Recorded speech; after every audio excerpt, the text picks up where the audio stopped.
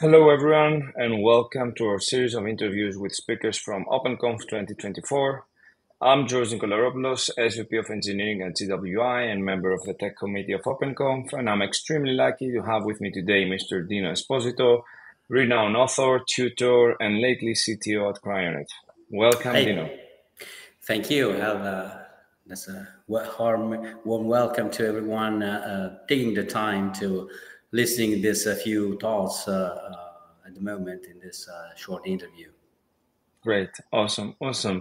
I've been an old fan of yours personally. Here's one of your books, Ooh, yeah. Enterprise.net. I'm not into the .NET era anymore.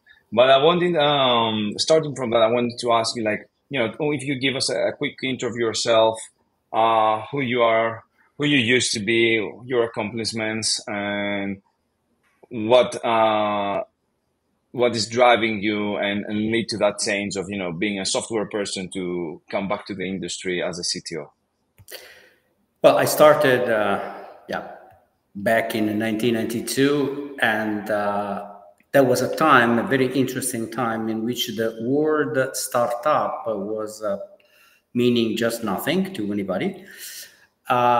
Yet I started in a real startup environment. We were dealing with images, digital images, at a time in which there were no officially renowned, recognized actually, JPEG format. So can you today imagine a world in which you were doing image display, image resizing, and so forth without having the JPEG format? And so I started with a very small company in a very interesting environment. We built a bunch of things in the mid-90s when the internet was exploding, that were really too ahead of their time. And in fact, the company collapsed and bankrupted. And then I had to take a decision, so get a real job in a real worldwide large consulting company, or take the heart beyond the wall and follow your dreams. And I just followed the instinct, which was just study and repeating things to other people, explaining things to other people. So I was lucky enough to be at that point the right person at the right time with the right skills, the right contacts at some point, and that brought me to go with the wave, the growing wave of the internet, .NET, and whatever else. So I spent the rest of my career just being a consultant, being a trainer, a speaker, and never dirtied my hands with real world code. But then COVID and the pandemics arrived, so I went from hero to zero overnight, like many other people in the world. But at that point, I was forced to take a real job. And I'm so happy to work now for Crionet, which is a sport tech firm. And my role is that of ensuring that in a couple of sports, in particular tennis and paddle, the information could flow from the courts where players and umpires operate up to betting companies, which is the driving force, financially speaking, of the business, the entire business. So I'm involved with things like DevOps, things like platform engineering, things like development, real world development, architecting applications, understanding businesses, and growing a number of younger developers. That's it. Great. Awesome. Does that mean that we will have no more books from you, or is it something working on the side? The funny thing is that also in light of conferences, that the number of topics I can realistically think I can speak about is reducing dramatically, because everything that is strictly technical, like how to use technology X, Epsilon, whatever, there are so many other people that could explain that much better than me. Not because I don't write code, I still do write code, don't get it wrong, but my focus now is not much on the use of a particular technology, but achieving a particular business goal. So as long as we are able to bring some valuable and effective software home and make it work in production with a relatively recent and easy to update technology, we're happy. So we don't care if we're not using the latest JavaScript framework for the front end. I'm happy to admit that we still use abundantly jQuery. It doesn't matter, jQuery is so 2010s, okay, it doesn't matter. It still works great for us, and it still does exactly what we need to do. But at the same time, the funny thing is that regularly, because that's part of my job, I take a look at newer technologies, especially for the front end. But I still come to the conclusion that what these new frameworks allow you to do or suggest that it's great to do is exactly what we do using different tools. Yeah, the way in which we write our front-end code is not really different from what Svelte does, for example. Has the same benefits as Svelte. The only difference is that we don't use an infrastructure made on Node.js, special compilers, transpilers, whatever, to produce the HTML. We just use older tools to achieve exactly the same. So that's it. It's just why you get old in the end. You get old and you still manage to have things done. And yeah. And when you work on products in a particular business, the only thing that really matters is that you have working products that can be updated, improved, and replaced pretty easily. And that is the power of platform engineering. Correct, correct. I think you've touched a point that I think throughout the history of software engineering, I think there's also a talk title like 50 years of software engineering, and we're solving more or less the same issues, just the frameworks or like, what I think it's also a matter of perspective. What is considered better or more usable or reusable, or what's giving you better developer experience, or what makes your developers more productive. I think it also changes by generation, and the problems remain the same. But lately, and as you've said, you're looking into things like, I'm pretty sure you're looking into AI for your own firm, how to scale your infrastructure through DevOps, the newest trend of platform engineering and how it merges with DevOps. What's your take on all these technologies? Is it gonna be a happier future, a more productive future for our software engineers, or is it gonna be worse? No, I don't expect it's going to be particularly a better world or a worse world. For sure, AI tools give individuals the power to be more productive, significantly more productive, for the simple way that, to cut a long story short, most developers work when they face an issue, they follow the same path. They go on Google, type more or less in an acceptable language, human language, the question they have. They are redirected to one of 10, 20 Stack Overflow URLs. They go there and start researching. Now, this pattern is greatly simplified and speeded up by talking directly to ChatGPT. Or copilots or a bunch of AI-based frameworks. So we are still solving the same problem, but we probably, on the average, can go as developers to the solutions in a much faster time, in a much more direct way. Maybe it's not even a matter of how long it takes to find the final answer, but the path you follow is much more straight. It's just straight ahead, which keeps you less engaged in terms of mental consumption of energy. You just get what you need in a simpler, whatever that means exactly for you, way. This overall means more productivity or a better way to produce the same. In terms of, we will have a world in which robots or machines, AIs will replace us. I'm honestly not concerned at all. But definitely the impact of this is of AI is important. Having been in this industry since 1992, I went to at least a couple of huge breakthroughs.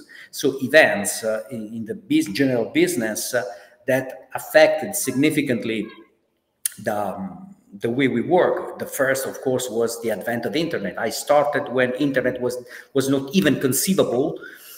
And of course, when we had internet becoming a reality in the everyday life, applications, the possibility for companies was to build applications in a completely different way, doing things that were just possible before. A second one was when a few years later, when mobile devices, Apple, and then Android and Windows Phone appeared, because at that point we could figure out that we could even start working and doing business and whatever else with just a phone in our hands. Of course, along the way, a lot of types of jobs disappeared. When I started doing conferences in the 90s, I used to phone every week, basically, my travel agent to say, look, I need to go to Australia, I need to go to Hong Kong, I need to go there. And they were preparing a paper ticket for me, and I went past by the office, take the ticket and so forth. Then the check-in online, and today we just have everything on the phone. So yeah, of course, yeah, if I were a travel agent, now I could be probably jobless.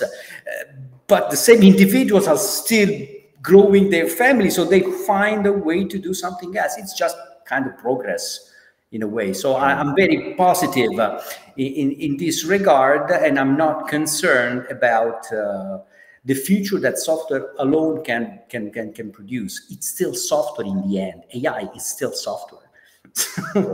Correct. And I agree with you. It's like we need all to realize that it's a huge revolution, and it's all like the .NET, the .com boom, like the mobile devices, like the social media.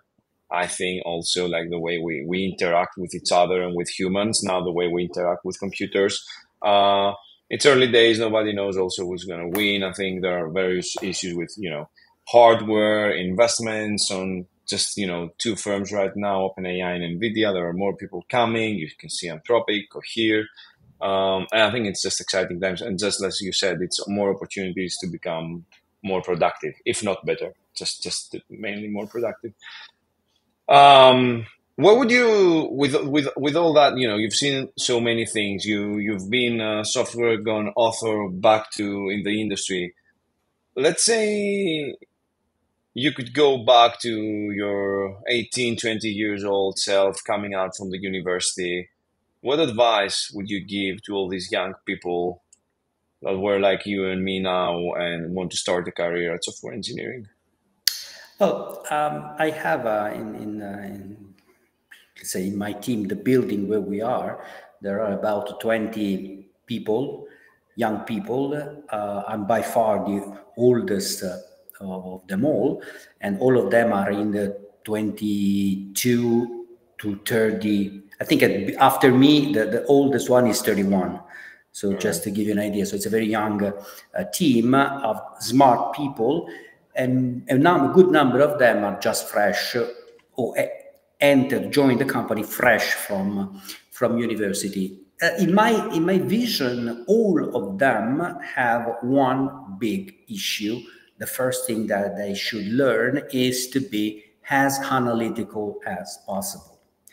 So what I recommend them, sometimes they go with me, sometimes they just ignore what I say because they are driven by the enthusiasm or just by the limited number of hours the day is made of. I give them as an exercise to modeling parts of the world in C#.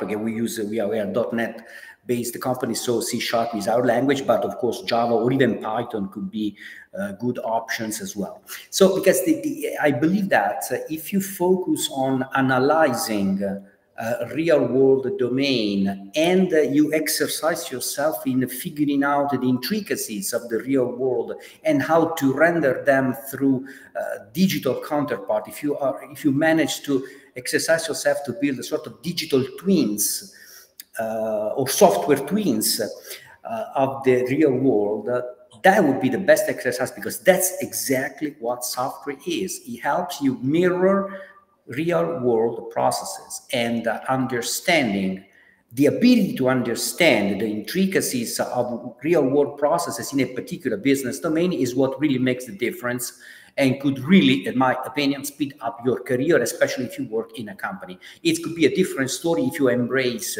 the career of being a guru.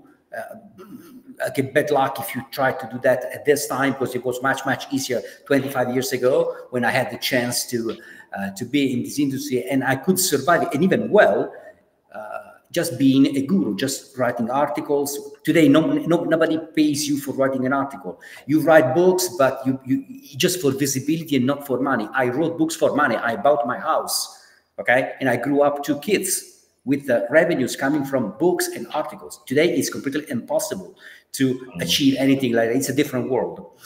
So being a guru is just to satisfy your ego, which is acceptable, absolutely.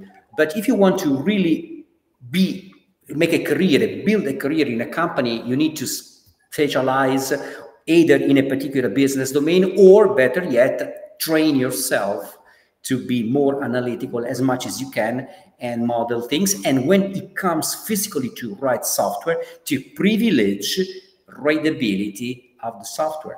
Another common mistake I see from the young people that work around here is that they go straight to find a solution, and in doing so, they don't even stop thinking that there could be a little bit of abstraction that could be put in place to make entities to interact themselves to achieve the same. They go with the if statements, with assignments, with the very basics of software engineering that we also with languages, programming languages that we have learned in the university. So the assignment, the if, and the conditional and the loop, and they go with building with low-level tools.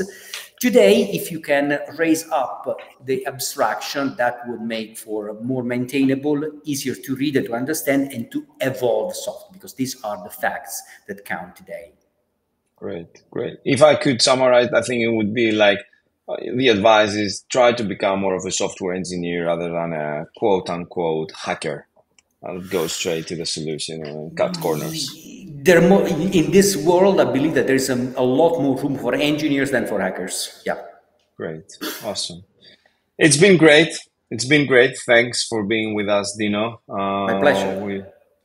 We wrap it up here. And if you want to see Dino and the rest of our wonderful lineup of speakers, please don't be afraid. Reach out to opendesk.conf.gr to grab your tickets. It's a new conference coming up again on 2024, late November, 22nd, 23rd. And we're waiting you all at DICE Center in Athens. Take care. Have a great day. Dino, see you in Athens. See you in November in Athens. Bye. Thanks a lot.